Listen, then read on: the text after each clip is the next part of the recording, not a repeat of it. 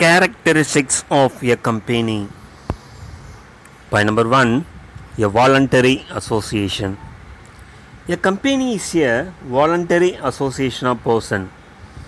A group of persons who have common object join and form an association in order to direct their efforts towards achievement of their common goal. Point number 2, incorporated association. A company must be incorporated under the Prevalent Companies Act.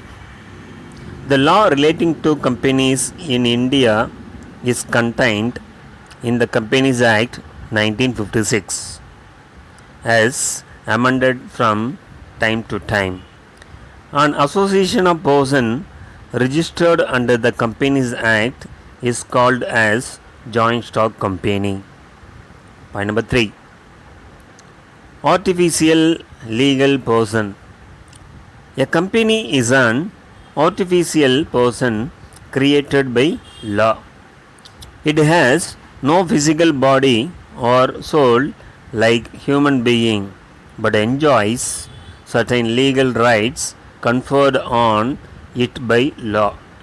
It is invisible and exists in the eye of law. It is because of these disabilities that a company is called an artificial person. Point number 4, separate legal entity. Being an artificial person, a company is entirely distinct from its members. In other words, it has an independent corporate existence. Any of its members can enter into contracts with it in the same manner as any other individual can. The members cannot be held liable for the act of the company. Point number 5, perpetual existence. The existence of the company will not be affected even if there is a substantial change in the structure of its members. When compared to any other form of organization, the joint stock company is more stable form of business organization. The life of the company does not depend upon the death, insolvency or retirement of the shareholder or the directors. Thus, the company has a perpetual existence. Point number 6, common seal. Being an artificial person created by law, a company cannot sign documents for itself.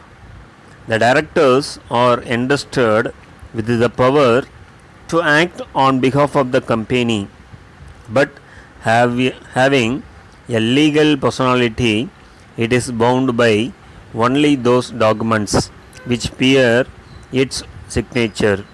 Therefore, the law has provided for the use of common seal with the name of the company engraved on it as a substitute for its signature. Any document bearing the common seal of the company will be legally binding on the company.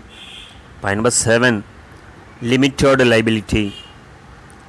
In a joint stock company, the liability of members is limited to the face value of their shares held by them.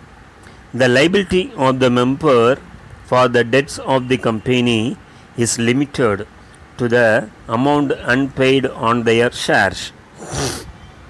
Point number 8, transferability of shares.